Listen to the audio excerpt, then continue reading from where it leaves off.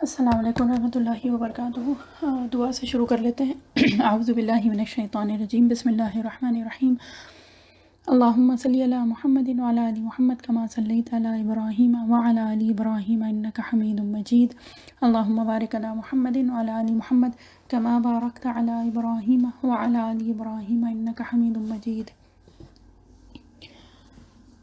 رب اشرح لی صدری ویسر لی امری واحلل عقدۃ من لسانی یفقہوا قولی رب زدنی علما رب یسر ولا تعسر وتمم بالخیر وبک نستعین یا فتاح رب زدنی علما۔ اللہم الہمنا رشدنا واعذنا من شرور انفسنا۔ اللہم انی اسألک حبک وحب من یحبک والعمل الذی یبلغنی حبک، آمین۔ ہم لوگوں کی اور صورتیں تو ہو گئی تھیں، اور ہم لوگوں نے ختم کیا تھا سورہ علق پہ، اور اس کے بعد سورہ قدر۔ اب سورہ بینہ انشاءاللہ شروع کرنی ہے۔ سورہ بینہ کے سلسلے میں سب سے پہلے تو جو بات ہوتی ہے اس کی ربط اور مناسبت، یعنی کہ اس کی کیا مناسبت ہے اس سے پہلے والی جو صورت ہے، یعنی سورہ قدر کی سے، تو وہ پہلے بات کر لیتے ہیں، اور اس کے بعد پھر یہ ہے کہ آگے جو اور چیزیں آئیں گی وہ پھر انشاءاللہ کرتے ہیں۔ موسٹ پرابلی یہ 2 کلاسز تو لگیں گی اس میں، اور اس کے بعد انشاءاللہ جو آنے والی صورتیں ہیں وہ چھوٹی ہیں، تو انشاءاللہ ایک سیشن میں ہو جائیں گی مکمل انشاءاللہ۔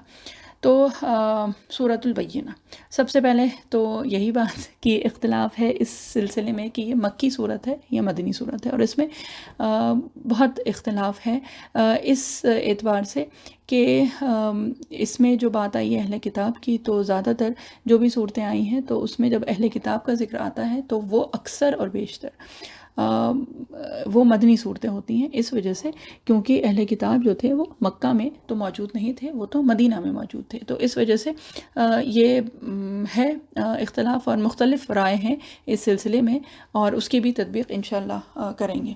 اب یہ ہے کہ اس کی جو مناسبت ہے، تو دیکھیے اس سے پہلے والی جو صورت تھی یعنی سورہ قدر میں جو بات ہوئی تھی وہ کیا ہوا تھا کہ جو قرآن شریف جو نازل ہوئی ہے نا، یعنی وحی کا جو آغاز ہوا تھا رمضان میں، تو اور وہ جو ہے وہ لیلۃ القدر میں ہوئی تھی وہ شروعات، تو اس کا ذکر ہے جو کہ سورہ قدر میں آیا ہے، اور اس کے بعد سورہ بینہ میں جو ہے وہ ذکر ہے بینہ کا، یعنی کہ وہ ایک جس کو کہتے ہیں کہ وہ ایک کلیئر پروف یا ایک واضح نشانی جو اللہ تعالیٰ کی طرف سے تھی، اور وہ کیا تھی؟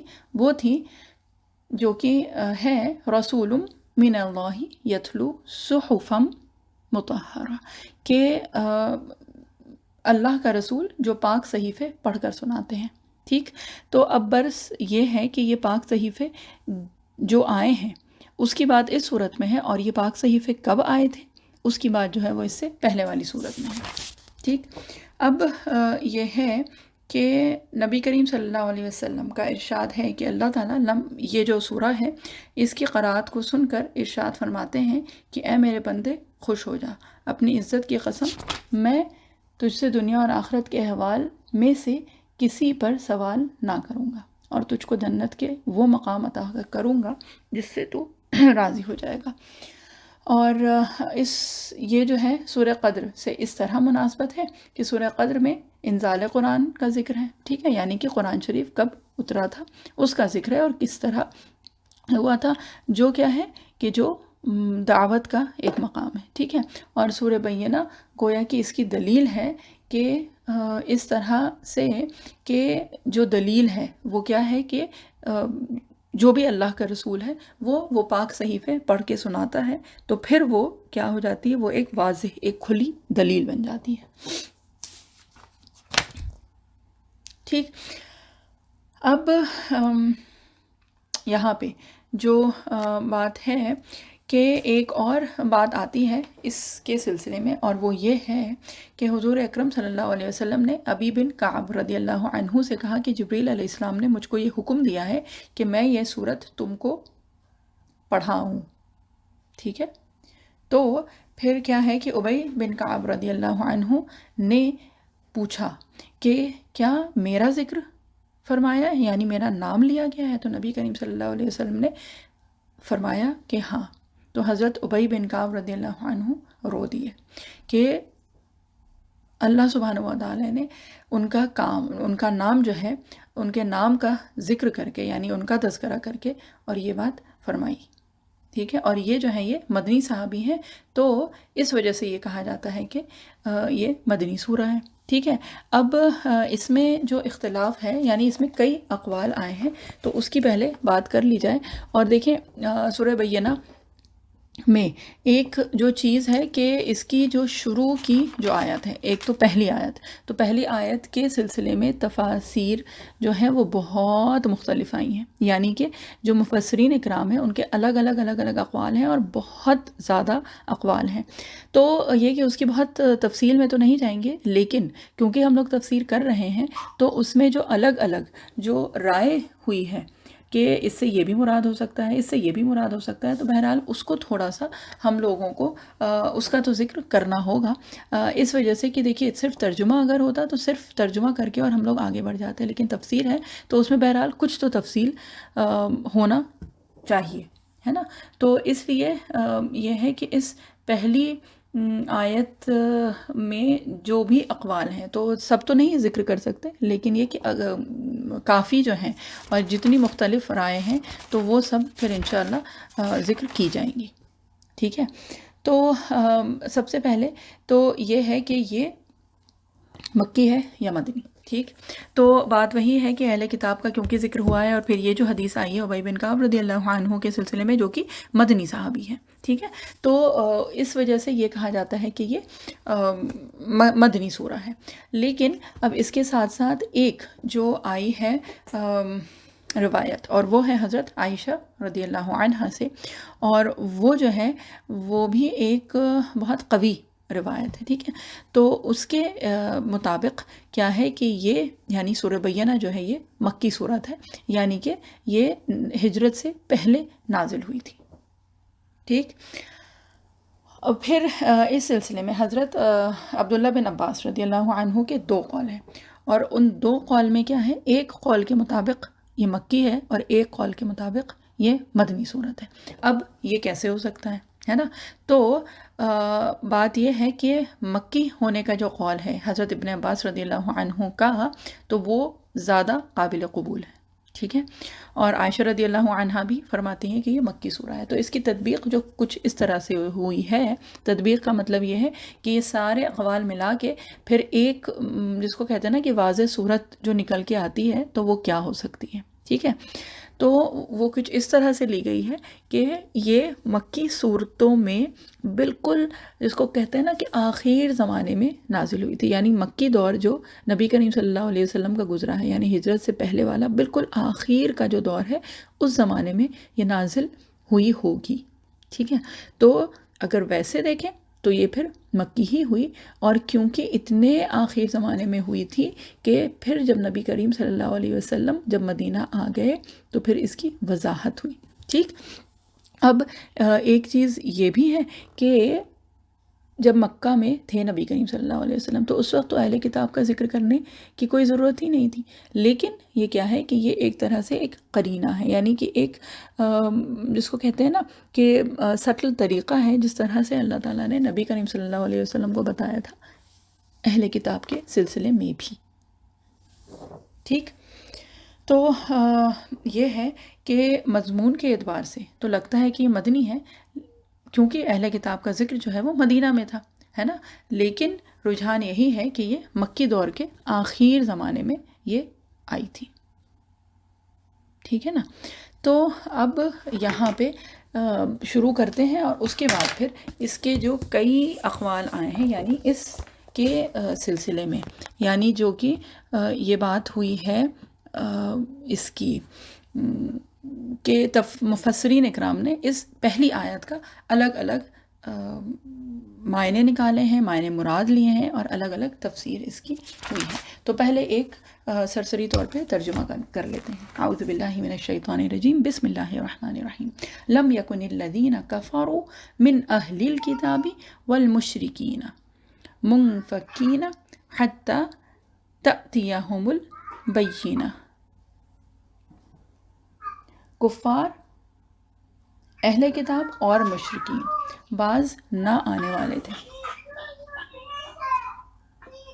یہ کسی کا مائک کھلا ہوا ہے تو وہ میوٹ کر لیجیے پلیز. جزاک اللہ. Sister Sahar, in this ayat, in which para in the Quran? I am trying to find. It's in Juzamma, the 30th juz, and the number of the surah. Like in which para? Like 30th, 30th. Yeah.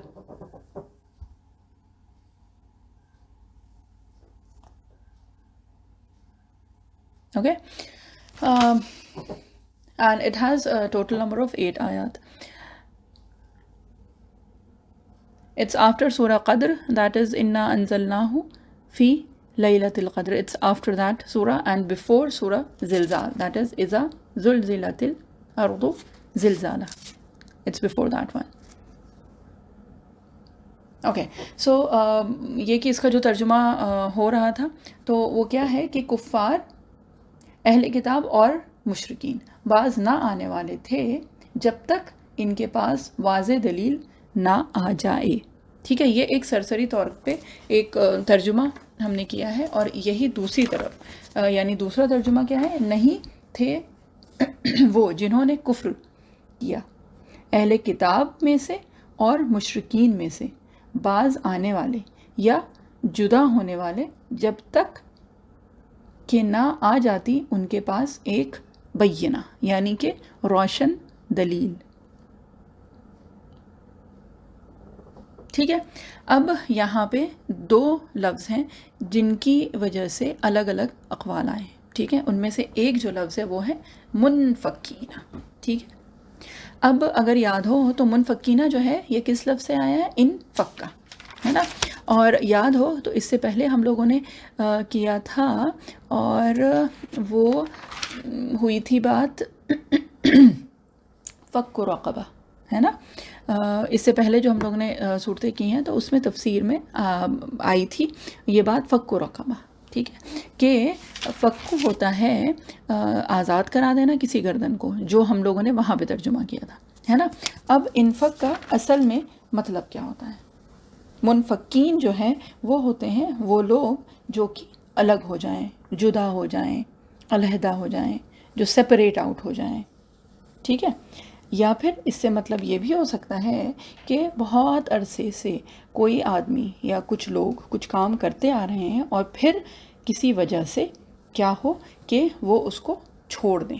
ٹھیک ہے، وہی کہ اس جو بھی وہ practice تھی، جو بھی وہ عمل تھا، اس سے وہ الگ ہو جائیں، وہ جدا ہو جائیں، وہ اپنے آپ کو اس سے منقطع کر لیں. ٹھیک ہے، اب یہ ہے کہ اس آیت کو، یہ جو پہلی آیت ہے سورہ بینہ کی، اس کو قرآن شریف کی مشکل ترین آیت کہا جاتا ہے. ٹھیک ہے، نظم کے اعتبار سے یعنی کہ جو سیکونس ہے اس کے اعتبار سے بھی، اور تفسیر اور تعویل کے اعتبار سے یعنی جس طرح سے اس کو انٹرپریٹ کیا گیا ہے، اس کی جو انٹرپریٹیشن ہے اس کے اعتبار سے بھی یہ مشکل ترین آیات میں سے ہے. ٹھیک ہے، اور اس میں اشکالات بہت ہیں، یعنی کہ اس میں کئی الگ الگ اقوال آئے ہیں. ٹھیک، اب منفکین کا مطلب کیا تھا؟ باز آنے والے نہیں تھے. ٹھیک ہے، یعنی کہ وہ اپنے شرک سے، کفر سے، گمراہی سے باز آنے والے نہیں تھے. ٹھیک، یا پھر اس کا مطلب یہ بھی ہے کہ جدا ہونے والے یعنی الگ ہونے والے، جو کہا جاتا ہے نا سپریٹ آؤٹ ہونے والے نہیں تھے. ٹھیک، اب انفق کا وہی ہے جو کہ ہم لوگوں نے پہلے کیا ہے. انفق کا جو فک و رقبہ میں آیا ہے نا، اور وہ کیا ہے کہ اس کا جو باب ہے یہ انفعال سے ہے. ٹھیک ہے، اور اس کا مطلب کیا ہوتا ہے؟ اس کا مطلب الگ الگ آتا ہے. ایک تو جو ہم لوگوں نے پہلے کیا ہے کہ کوئی گردن چھڑا دینا، گردن آزاد کر دینا، یعنی کہ اگر ویسے دیکھیں تو کوئی غلام ہے اگر، تو وہ اپنے آقا سے، جو بھی اس کا آقا ہے یعنی کہ جو اس کا مالک ہے، تو اس سے وہ الگ ہو گیا، جدا ہو گیا، علیحدہ ہو گیا، ہے نا. تو انفق العظم عربی میں کہا جاتا ہے کہ جب جو ہم لوگوں کے جوڑ ہوتے ہیں نا، ہڈیوں کے جوڑ، ٹھیک ہے، عظم کہا جاتا ہے، عظم کہا جاتا ہے ہڈی کو. اب انفک العظم جو ہوتا ہے جو کہ پینفل جوائنٹس جو ہوتے ہیں نا ان کو کہا جاتا ہے. اب اس سے شاید انشاءاللہ وہ چیزیں تھوڑی سی واضح ہو جائیں گی، اس کا جو معنی ہے، جو اس کا صحیح جو میننگ ہے وہ پتہ چل جائے گا. تو یہ ہے کہ دیکھیے ہر جوڑ جو ہے، ہر ہڈی جو ہے ہم لوگوں کے جسم میں وہ اپنی جگہ پہ اس کی ایک مخصوص جگہ ہے نا. تو اب ہوتا ہے کبھی کبھی کسی وجہ سے، چاہے وہ کوئی چوٹ لگنے کی وجہ ہو، چاہے وہ کمزوری ہو، چاہے ہڈیاں کمزور ہو گئی جو بھی ہے، تو اس سے کیا ہوتا ہے کہ وہ جو ہڈی ہے وہ اپنی جگہ سے کھسک جاتی ہیں. ٹھیک ہے، جب وہ تھوڑی سی بھی ادھر ادھر ہوتی ہے، جس کو ویسے جو عام ٹرمینالوجی میں ڈسلوکیشن کہا جاتا ہے نا، چاہے وہ ڈسلوکیٹڈ شولڈر ہو، ڈسلوکیٹڈ جوائنٹ ہو یا جو بھی ہو، تو وہ جو ہلکی سی کہ بظاہر وہ پتہ بھی نہیں چلتی ہے، لیکن جس کے ساتھ ہوتا ہے اس کو بہت شدید تکلیف ہوتی ہے نا. اور وہ کیا ہے، وہ تکلیف اس لیے کہ وہ ہڈی میں جیسے کہ گیپ آ گیا ہے، وہ الگ ہو گئی ہے، علیحدہ ہو گئی ہے، جدا ہو رہی ہے، یا اس کو آپ جس طرح سے بھی اس کو تعبیر کریں. ٹھیک ہے، تو انفک العظم یعنی کہ انفک کا مطلب اب انشاءاللہ واضح ہو جائے گا. ٹھیک ہے، اب اس معنی کے لیے بہت سارے عربی میں الفاظ آئے ہیں. اسی طرح سے آیا ہے منقسم، ہے نا، تقسیم جو ہوتی ہے الگ الگ کر دینا، علیحدہ کر دینا. پھر آتا ہے منقطع، وہ بھی ہوتا ہے الگ کر دینا، ٹو سیپریٹ آؤٹ، ہے نا. قطع جو ہم لوگ اردو میں بھی استعمال کرتے ہیں، قطع رحمی کے ہم نے جو رشتے ناتے ہیں وہ سب توڑ دیے، ان سے الگ ہو گئے، جدا ہو گئے، علیحدہ ہو گئے، سیپریٹ ہو گئے ان سے، ہے نا. پھر منفصل، فاصلہ ہو جانا، تو وہ بھی اسی معنی میں آیا نا، الگ ہو گیا، یعنی ہم نے کسی دو چیزوں کے درمیان میں فاصلہ کر دیا ہے. تو عربی میں یہ جو لفظ ہے یہ جو علیحدہ کر دینا یا جدا کر دینا، تو اس کے لیے الگ الگ مختلف لفظ آتے ہیں. ٹھیک ہے، لیکن انفق کا جو ہے وہ مخصوص یہاں پہ آیا ہے، اور اس کی وجہ سے ہی الگ الگ معنی مراد لیے گئے ہیں. ٹھیک ہے، اب منفقینہ کے بعد کیا آیا ہے، حتیٰ تأتیہم البینہ. ٹھیک، اب حتیٰ جو لفظ ہے یہ آتا ہے انتہا کے لیے. ٹھیک، انتہا کے لیے آتا ہے، مطلب کہ جب وہ چیز ہو جائے، ہے نا، تو پھر کام ہو جانا چاہیے. مثال کے طور پہ ہم لوگ کہتے ہیں نا کہ جیسے مثال کے طور پہ کہ ہم نے کھانا نہیں کھایا یہاں تک کہ 2 بج گئے. اس سے مراد کیا ہوئی کہ جیسے ہی 2 بجے کے بعد پھر ہم نے کھانا کھا لیا.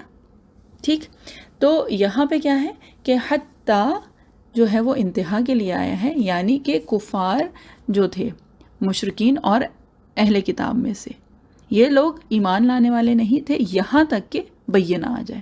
تو اس سے مطلب جو نکلتا ہے وہ کیا نکلتا ہے کہ جب بینہ آ گئی تو پھر یہ باز آ گئے، ہے نا. لیکن حقیقتاً کیا ہے، حقیقتاً تو ایسا نہیں ہوا تھا، کیونکہ جب بینہ آ گئی یعنی نبی کریم صلی اللہ علیہ وسلم اپنی وحی کے ساتھ، ٹھیک، جو اللہ تعالیٰ نے جو قرآن نازل فرمائی، جب اس کے ساتھ بھی نبی کریم صلی اللہ علیہ وسلم آئے تو پھر بھی یہ مشرکین اور یہ جو اہل کتاب تھے یہ ایمان تو نہیں لائے. تو پھر جو لوگ یہ اس طرح سے ترجمہ کر رہے ہیں تو وہ ترجمہ تو پھر کچھ صحیح نہیں ہوا، ہے نا. کہ قاعدے سے تو یہ ہونا چاہیے تھا کہ حتیٰ جب آ گیا یعنی کہ جب بینہ، حتیٰ تأتیہم البینہ، یہاں تک کہ بینہ آ گئی، یعنی کہ جب بینہ آ گئی تو پھر یہ سب کے سب ایمان لے کے آ گئے. لیکن اصل میں تو یہ بات ہوئی ہی نہیں، ہے نا. تو پھر اب اس کا کیا مطلب ہے؟ ٹھیک، اچھا، اب اس میں ایک جو چیز ہے وہ ہے جو کہ شروع میں ایک لفظ آیا ہے من، لم یکن الذین کفروا من اہل الکتاب. تو ایک من پہ بھی آیا ہے کہ یہ من جو ہے یہ کیا ہو سکتا ہے. یہ من جو ہے یہ تبعیدیہ بھی ہو سکتا ہے اور بیانیہ بھی ہو سکتا ہے. تبعیدیہ کا مطلب بعض، جو ہم اردو میں کہتے ہیں نا بعض، یعنی کچھ لوگ، یعنی کچھ لوگ مشرکین اور اہل کتاب میں سے بعض نہیں آنے والے تھے. یا تو یہ اس سے یہ مراد ہو سکتی ہے، یا پھر یہ من بیانیہ بھی ہو سکتا ہے. بیانیہ مطلب یہ کہ اس کو الیبوریٹ کرنا. ٹھیک ہے، کہ اس سے مطلب یہ ہے کہ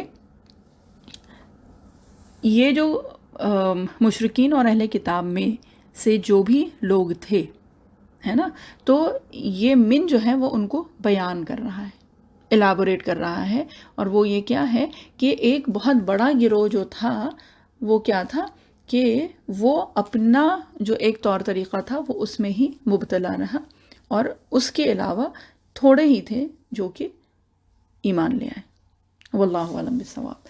تو بہرحال یہ 3 تو الفاظ ہو گئے، اور اس میں مین جو تعویلات ہوئی ہیں وہ منفکینہ کی وجہ سے ہوئی ہیں، ٹھیک ہے۔ اور جو دوسری چیز ہے وہ ہے حتیٰ، کہ حتیٰ تو یہاں پہ کیا، ویسے بھی حتیٰ جو ہے وہ انتہا کے لیے آتا ہے، جس کا اگر انگریزی میں اس کا ترجمہ کریں گے تو وہ آئے گا انٹل، کہ جب تک یہ کام نہیں ہوا تھا تب تک تو یہ تھا، لیکن جب بینہ آ گئی تو پھر کیا ہوا کہ وہ سب کے سب ایمان لے آئے، لیکن حقیقتاً ایسا نہیں ہوا تھا، ٹھیک۔ اب اس کی جو الگ الگ جو تعویلات ہیں اور اس کی جو تفصیل ہے وہ کر لیتے ہیں انشاءاللہ، ٹھیک ہے۔ اب یہ ہے کہ اگر بینہ سے مراد نبی کریم صلی اللہ علیہ وسلم ہے تو پرابلم جو ہے وہ یہ ہے کہ بینہ کے آنے سے قبل، ٹھیک ہے، کیا ہے کہ مشرکین اور اہل کتاب کے لیے اللہ تعالیٰ نے کس کا اطلاق کیا ہے کہ لم یکن الذین کفروا، تو کفر کا اطلاق جو ہوتا ہے وہ ایسے ہی نہیں ہو سکتا۔ کفر جو ہے وہ ایک بہت بھاری چیز ہے، ہیوی چیز ہے، ٹھیک ہے نا۔ تو اس طرح سے کفر کا اطلاق ان لوگوں پہ نہیں ہو سکتا ہے جو کہ مشرکین اور اہل کتاب تھے نبی کریم صلی اللہ علیہ وسلم کی بعثت سے پہلے، اس لیے کہ کفر کا اطلاق اکثر کیا کفر کا جو اطلاق ہوتا ہے تو وہ نبی کے آنے کے بعد جب اس کی دعوت کو رد کر دیا جائے، یعنی کہ اس کی دعوت کا انکار کیا جائے، اس کو نہ مانا جائے، تو پھر کفر کا اطلاق ہوتا ہے۔ ابھی تو نبی کریم صلی اللہ علیہ وسلم آئے ہی نہیں، بینہ تو ابھی آئی ہی نہیں، تو جب آئی نہیں تو پھر ان لوگوں پہ کفر کا اطلاق نہیں ہو سکتا ہے، ٹھیک۔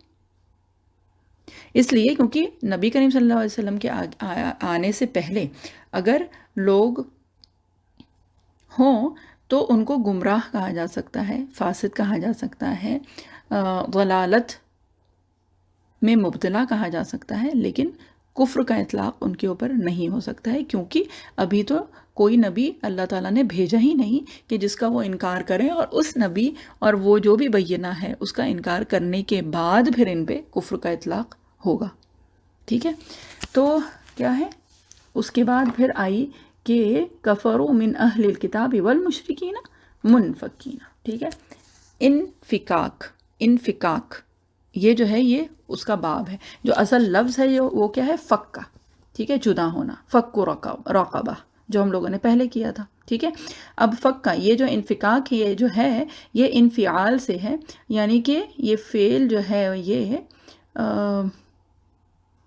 جو اپنے آپ میں یہ باب کی جو خصوصیت ہے وہ کیا بتاتی ہے کہ یہ جو ہے یہ اپنے آپ اس چیز پہ کام کرتا ہے، یعنی کہ اس سے مراد یہ ہے کہ جب یہ انفکاک جب ہو رہا ہے تو کسی باہر کے سورس کی ضرورت نہیں، اپنے آپ یہ سپریشن خود بخود ہو گیا، ٹھیک ہے۔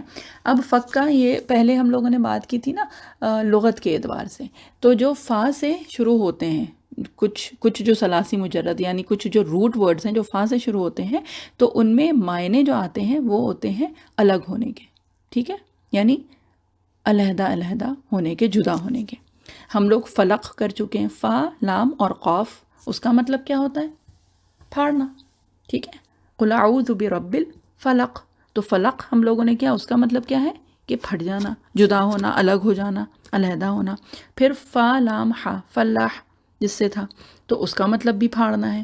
پھر فا جیم را، فجر ہے نا، ہم لوگوں نے سورہ فجر میں کیا ہے یہ، اس کا مطلب کیا ہے، اس کا مطلب بھی چاک کر دینا، یعنی کہ چاک ہونا یا پھٹ جانا۔ پھر فرجا، فا، را اور جیم، وہ بھی کیا ہے، درار۔ پھر آتا ہے فجا، فجن عمیق، ٹھیک ہے، فجا، فا جیم، تو یہ سارے فا سے ہی ہیں، فا جیم، وہ بھی پہاڑ کے درمیان کا جو راستہ ہوتا ہے، جو کہ ایک جس کو کہتے ہیں نا کہ بیچ میں سے ایک سپریشن جو ہوتا ہے اس کو فجا کہتے ہیں، ہے نا۔ تو کیا پتہ چلا کہ ثلاثی مجرد کے اعتبار سے فا سے شروع ہونے والے بہت سارے الفاظ جو ہیں وہ مطلب جو ہے وہ دیتے ہیں پھاڑنے کا یا الگ ہونے کا، جدا ہونے کا، علیحدہ علیحدہ ہونے کا. ٹھیک ہے. انفکاک جو ہے یہ جب اس باب میں آتا ہے تو کیا ہے کہ کوئی کوئی چیز جو ہے وہ گڈ مڈ ہے، یعنی کہ ایک دوسرے میں پیبست ہے، یعنی مکس ہوئی ہوئی ہے اس طرح سے کہ اس میں کوئی فرق نہیں پتہ چل رہا ہے ان چیزوں میں.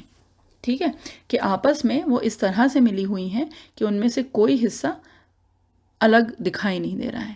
لیکن پھر کیا ہوا کہ پھر کچھ ہوا کہ وہ اس میں جو ملی ہوئی جو چیزیں تھیں، جو ایک دوسرے میں پیبست چیزیں تھیں، وہ الگ ہو گئیں، جدا ہو گئیں، علیحدہ علیحدہ ہو گئیں، سپریٹ آؤٹ ہو گئیں. ٹھیک ہے. اب منفکینہ جب یہ ہوا تو اب یہ ہوا کیا؟ ٹھیک ہے.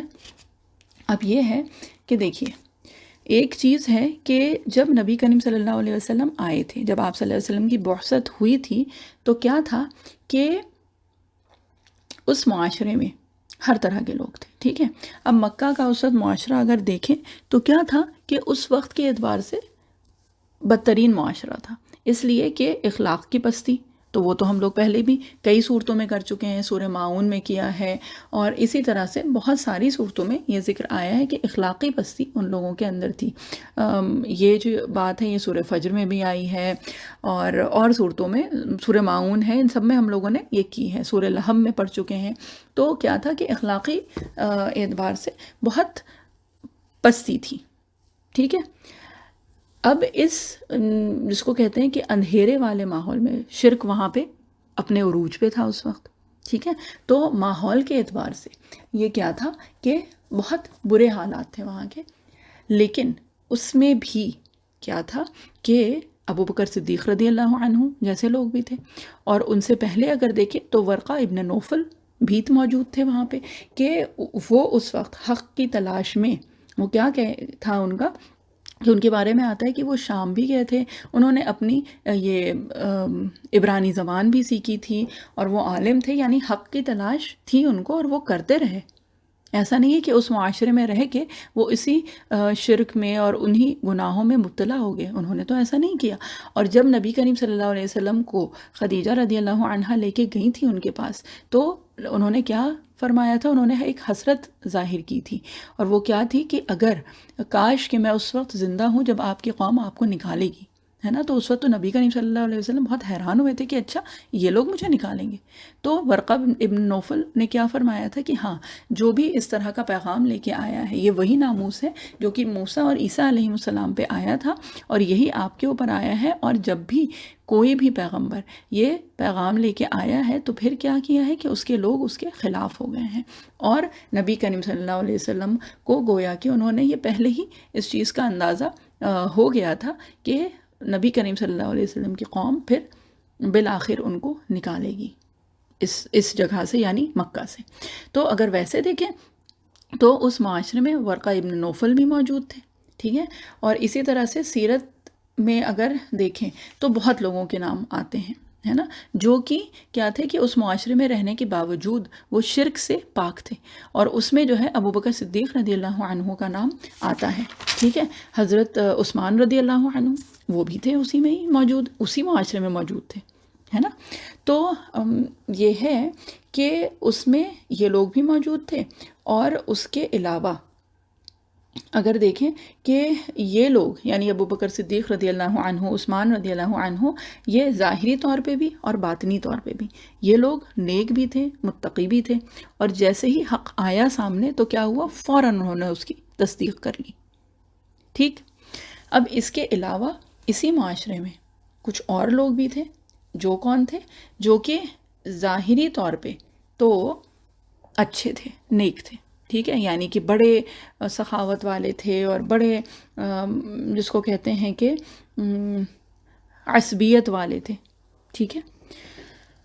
اور اسی معاشرے میں ہر طرح کے، اور کسی بھی سوسائٹی میں اگر دیکھیں، آج کی سوسائٹی میں بھی تو اچھے لوگ بھی ہوتے ہیں اور برے لوگ بھی ہوتے ہیں. اسی طرح سے مثال کے طور پہ مدینہ کا اگر معاشرہ دیکھیں تو اس وقت کا یعنی نبی کریم صلی اللہ علیہ وسلم کے آنے کے بعد مدینہ کا معاشرہ کیا تھا کہ بہترین تھا.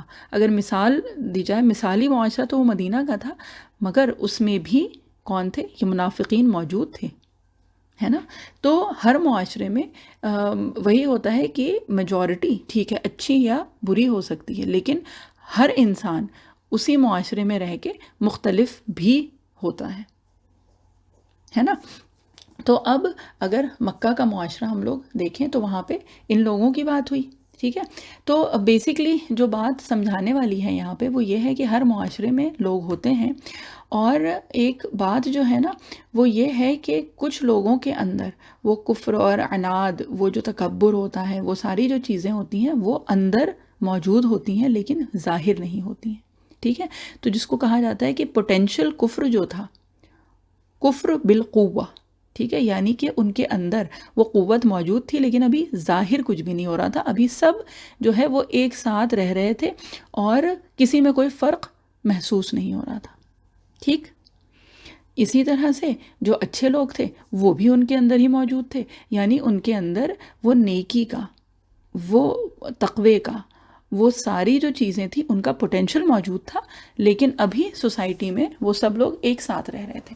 یعنی اسی سوسائٹی میں ابو جہل بھی رہ رہا تھا، ابو بکر صدیق رضی اللہ عنہ، عثمان رضی اللہ عنہ بھی وہیں رہ رہے تھے، ورقہ ابن نوفل بھی وہیں تھے، پھر یہ جو ہیں حضرت سعید رضی اللہ عنہ کے والد جو تھے زید بن عمر بن نفیل، وہ بھی اسی میں ہی تھے. ان کا ذکر اس لیے کیونکہ یہ نیک تھے اور موحد تھے، لیکن نبی کریم صلی اللہ علیہ وسلم کی وحی سے پہلے ہی ان کا انتقال ہو گیا تھا، تو یہ بھی وہیں پہ ہی موجود تھے.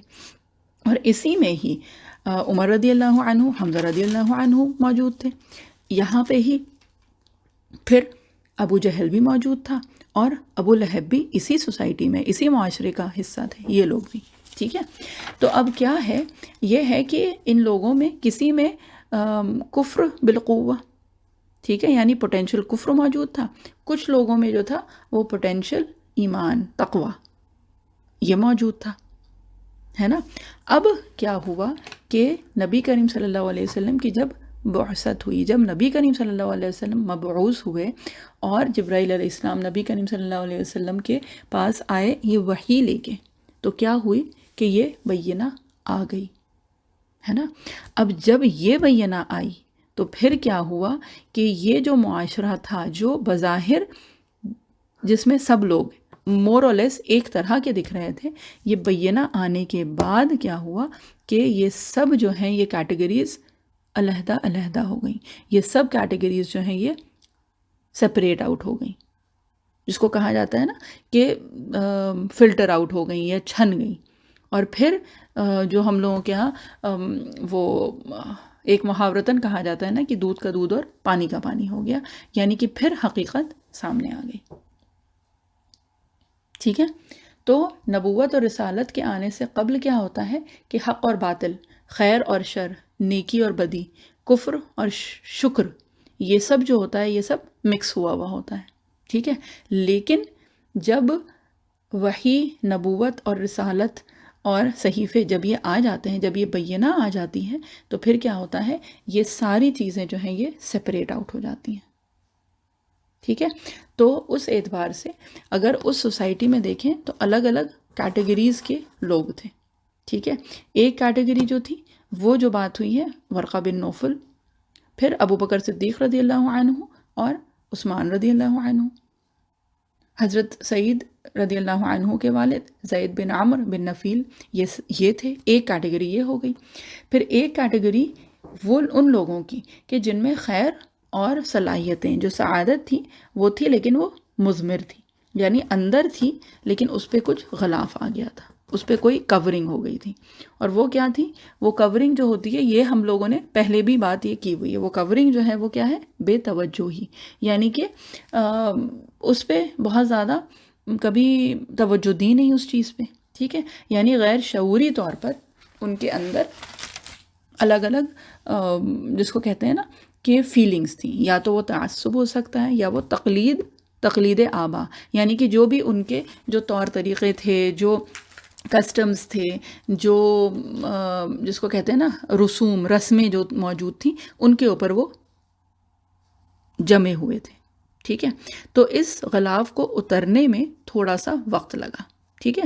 یعنی کہ بینہ تو آئی، نبی کریم صلی اللہ علیہ وسلم کی بعثت تو ہوئی، لیکن فوری طور پہ وہ لوگ ایمان نہیں لائے، کیا تھا کہ وہ پھر جب وہ بینہ بڑھی، یعنی اس کی انٹینسٹی جیسے جیسے تیز ہوئی، وہ اللہ تعالیٰ کا نور جو نور وحی تھا جیسے جیسے وہ ظاہر ہوا، تو پھر وہ جو ایک کورنگ تھی، وہ جو ایک غلاف تھا، وہ پگھل گیا، ٹھیک ہے، اور پھر اندر سے وہ جو خیر تھی وہ برآمد ہو گئی، ٹھیک. اور اس کی مثال جو آتی ہے وہ آتی ہے حضرت حمزہ رضی اللہ عنہ اور حضرت عمر رضی اللہ عنہ، کہ وہ فوراً ایمان نہیں لائے تھے، بلکہ اگر ویسے دیکھیں تو نبی کریم صلی اللہ علیہ وسلم نے تو دعا کی تھی، اور اس دعا میں کیا تھا، نبی کریم صلی اللہ علیہ وسلم نے ابو جہل کو اور عمر رضی اللہ عنہ کو ایک لیول پہ رکھا تھا، کیونکہ بظاہر یہ لوگ ایک لگتے تھے، بظاہر، ہے نا، لیکن جو حقیقت تھی وہ تو اللہ تعالیٰ کو پتہ تھی نا.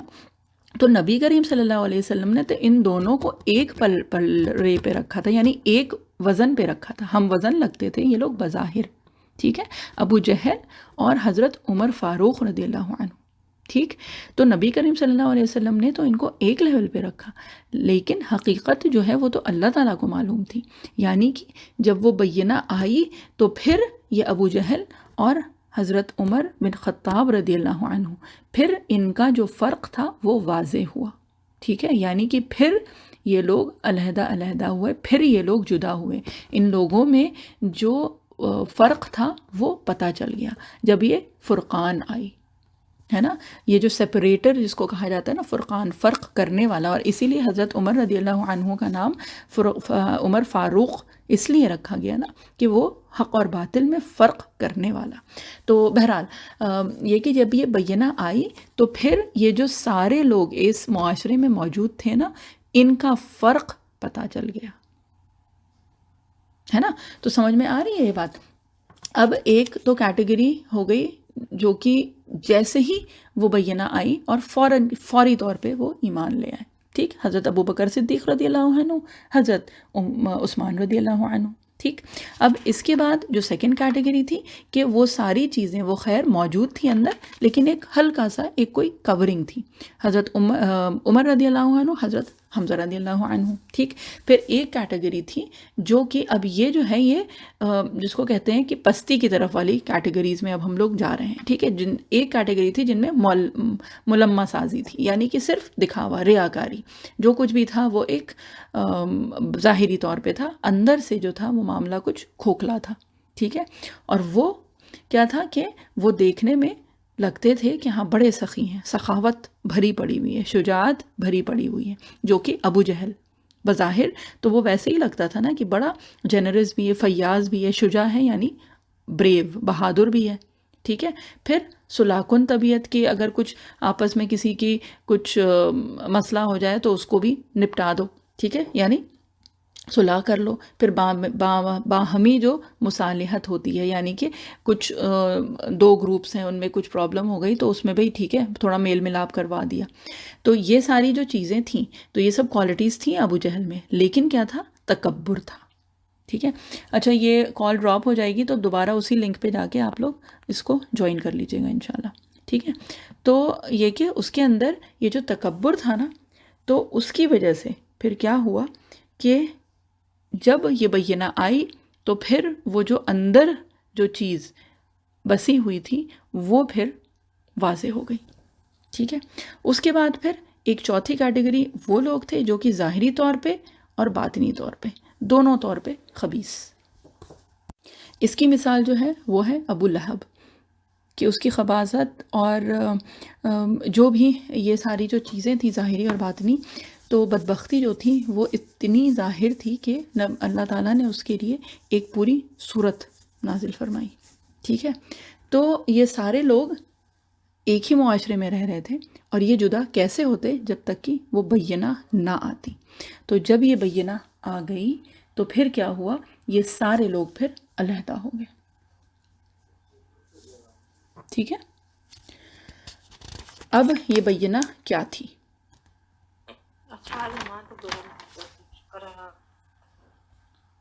یہ کسی کا مائک پھر سے کھلا ہوا ہے، جی یہ ہم نے میوٹ کر دیا ہے کیونکہ بیچ بیچ میں آواز آتی ہے تو پھر ڈسٹربنس ہونے لگتا ہے نا.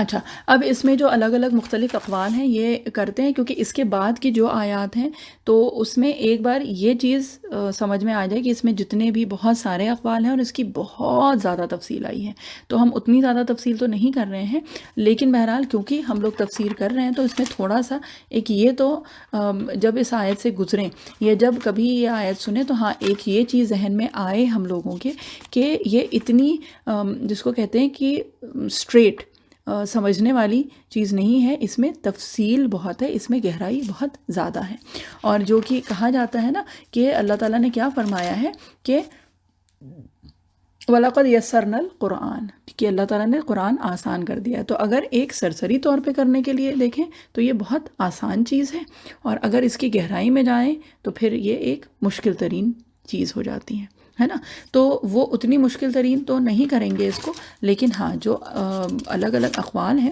تو وہ تو پھر تھوڑا سا حق بنتا ہے کہ وہ ہم لوگ کریں اس کو، ٹھیک ہے۔ تو اس آیت میں ایک ہے الگ الگ ہم اقوال بیان کر رہے ہیں، ٹھیک ہے، اور یہ ایک کے بعد ایک ہم پھر یہ بتاتے جائیں گے، اور وہ کیا ہے کہ اس آیت میں پہلی بات جو ہے وہ ان کفار کے موقف کی ترجمانی کی گئی ہے، یعنی کہ یہ اللہ تعالیٰ یہ خود اپنے الفاظ نہیں فرما رہے ہیں، بلکہ جو کفار جو تھے ان کے ذہن کی جو چیز ہے وہ اللہ تعالیٰ نے یہاں پہ ذکر کی ہے، ٹھیک ہے، اور وہ اس کا ترجمہ پھر کچھ اس طرح ہوگا کہ وہ کہتے تھے کہ ہم ایمان نہیں لائیں گے جب تک کہ کوئی معجزہ، کوئی واضح دلیل، کوئی میریکل ہمارے سامنے نہ آ جائے، ٹھیک ہے۔ اور یہ جو ہے یہ بات الگ الگ جگہ سورہ بنی اسرائیل میں بھی اس کا ذکر ہوا ہے، اور الگ الگ جگہ قرآن شریف میں، جیسے کہ اور قومیں جو تھیں وہ کیا کہتی تھیں کہ جب تک کہ کوئی کھلی واضح دلیل نہ آ جائے، یا پھر یہ کہ کوئی فرشتہ ہمارے پاس یہ کتاب لے کے نہ آئے، تب تک ہم یہ نہیں مانیں گے۔ تو یہ گویا کہ جو آیت کی کا جو شروع کا حصہ ہے وہ گویا اس طرح سے ہے کہ اللہ تعالیٰ ان کا جو موقف ہے، یعنی وہ جو کہتے تھے وہ بتا رہے ہیں یہاں پہ، ٹھیک ہے۔ تو آیت کا یہ حصہ جو ہے یہ حکایتاً ہے کہ کفار اور یہ لوگ جو ہیں ان کا موقف بتایا گیا ہے کہ وہ اس طرح سے کہہ رہے ہیں، ٹھیک۔ تو ایک بات تو یہ ہو گئی۔ اب یہ ہے کہ اس سے اور کیا کیا مراد ہو سکتا ہے، تو یہ بات یہ جو ہے کہ یہ سورت جو ہے یہ نبوت اور رسالت کے مضمون پہ مشتمل ہے، ٹھیک ہے۔ تو قرآن جو ہے وہ ذکر، نصیحت، سبق آموزی کے لیے اور اور جس کو کہتے ہیں نا کہ رہنمائی کے لیے یا ہدایت کے لیے، تو یہ آسان کر دیا ہے اللہ تعالیٰ نے، ٹھیک ہے۔ لیکن اسی کے ساتھ ساتھ یہی قرآن جو ہے وہ علوم اور معارف اور حقائق اور اس کی جو گہرائی ہے اس کے اعتبار سے یہ مشکل ترین کتاب ہے۔ اور اگر صرف اس آیت کو دیکھ لیں، اور یہ ہم لوگ اس سے پہلے بھی کئی جگہ اس طرح کی بات کر چکے ہیں کہ اگر صرف اس ایک آیت کو دیکھ لیں تو یہ چیز پتہ چل جاتی ہے کہ ایک وقت یعنی ایٹ دا سیم ٹائم یہ آیت مشکل ترین بھی ہے، اور اگر سرسری طور پہ اس کو ترجمہ کر کے آگے نکلنا ہے تو یہ آسان بھی ہے، ٹھیک۔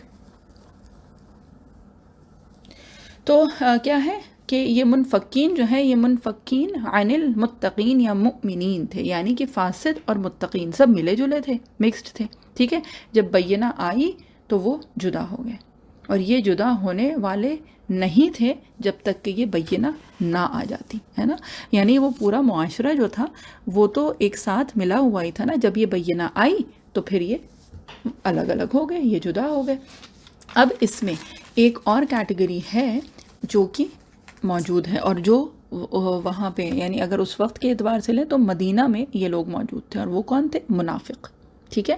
تو یہ اگر کیٹیگری کے حساب سے دیکھیں تو 4 کیٹیگریز ہم لوگوں نے کی ہیں، اور یہ جو ہے پھر یہ 5ویں کیٹیگری جو کہ یہ جو تھے جو منافقین تھے، ٹھیک ہے۔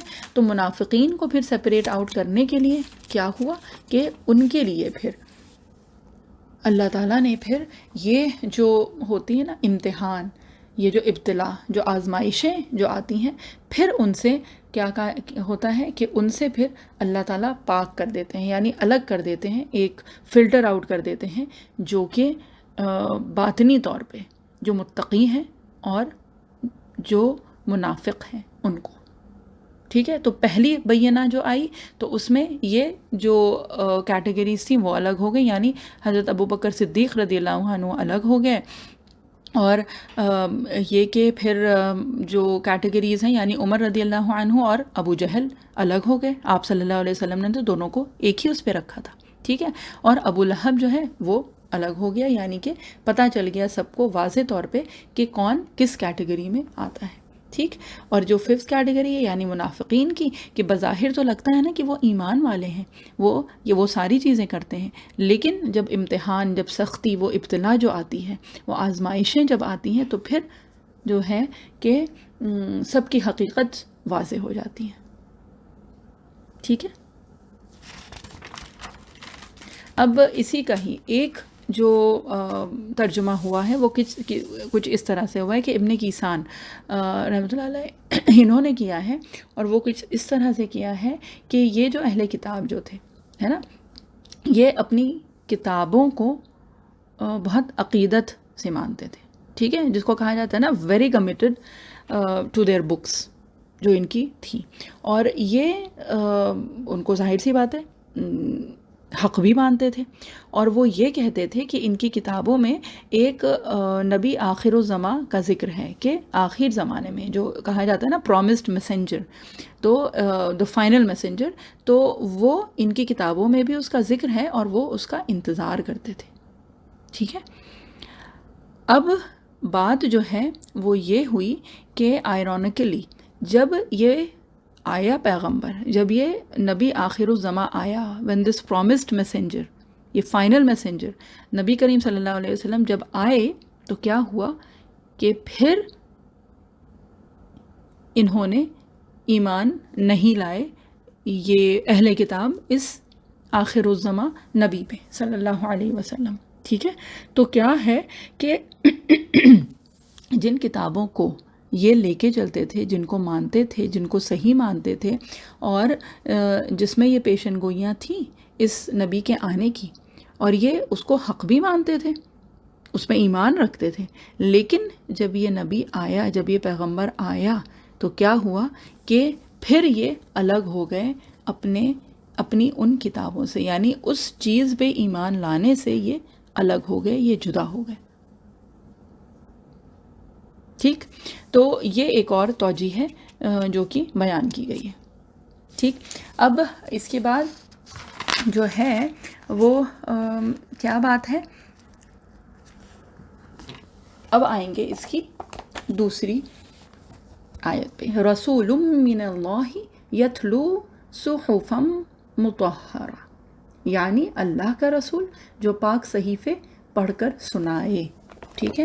تو اب یہ بات ہو رہی ہے بینہ کی، کہ وہ بینہ ہے کیا، وہ کیا بینہ تھی، وہ تھی کیا چیز کہ جس کے آنے سے اور جس کے آنے کے بعد پھر یہ سب کچھ ہونا تھا. ٹھیک. کہ وہ بینہ کیا ہے، رسول اللہ کی طرف سے جو پڑھتے ہوں وہ صحیفے یا وہ اوراق جن میں لکھی ہوئی ہوں کتابیں یا احکام جو بالکل واضح ہوں.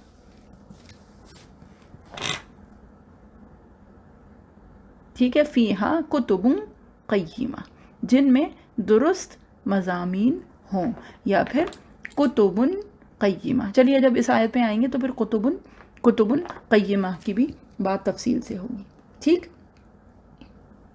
تو یہ جو بینہ ہے یہ کیا ہے، رسول من اللہ، اور صرف رسول من اللہ نہیں ہے، یتلو ہے، یعنی کہ صرف رسول نہیں ہے بلکہ یتلو صحفا مطہرہ. ٹھیک ہے. کہ صرف رسول نہیں بلکہ اللہ کا رسول جو پاک صحیفے پڑھ کر سنائے. ٹھیک.